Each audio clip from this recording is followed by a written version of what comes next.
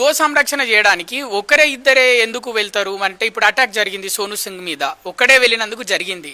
అతను ఒక 10 మందితోటి వెళ్ళినప్పుడు అతనికి బలం ఉంటుంది, పోట్లాడే దమ్ము వస్తుంది కదా. ఒకరే పోవడం వల్ల అంటే ఒకరిద్దరు ఎందుకు, మిగతా వాళ్ళకి చెప్పొచ్చు కదా, ఇంతమంది సైన్యం ఉంటారు కదా, అలా ఒకరు ఎందుకు పోతారు? రకరకాల పరిస్థితులు ఉంటాయన్న. ఒక్కడు ఉన్నా పోతాడు. ఎందుకంటే బార్డర్ల సైనికులు లాంటివాడు గోరక్షకుడు, హిందూ ధర్మం కోసం పనిచేస్తాడు.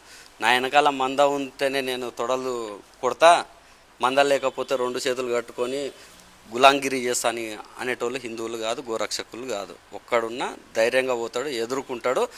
వాడు బుల్లెట్ తూటాకు అయితే మా గోరక్షకుడు ఈరోజు బుల్లెట్ని అయితే తిన్నాడు కదా, శరీరానికి తీసుకున్నాడు కదా, దీని ఫలితం కూడా భవిష్యత్తులో చూపిస్తారు. ఒకవేళ గోరక్షకుడు బతకపోగల దేవుని దయ వల్ల. ఎందుకంటే ఈరోజు 140 కోట్ల మంది జనాభా, హిందువులు మెజార్టీ 80% ఉన్న పాండవులు లాంటి వాళ్ళు 5గురే. పాండవులు 5 కౌరవులు 100 మంది ఉంటాయి, గోరక్షకులు కూడా పాండవులు లాంటి వాళ్ళు. ఇంత పెద్ద హిందూ సమాజానికి రక్షకులుగా ఉన్న ప్రతి కార్యకర్త కూడా 100 ఆయుష్తోటి బతకాలి. మా మా ఒక మా బాధ కూడా అది. మేము దేవుని కూడా ప్రతి ఒక్క హిందూ కూడా ప్రార్థిస్తున్నాడు. ఒక్క గోరక్షకుడు ఒక బార్డర్ల సైనికులు లాంటోడు అన్న.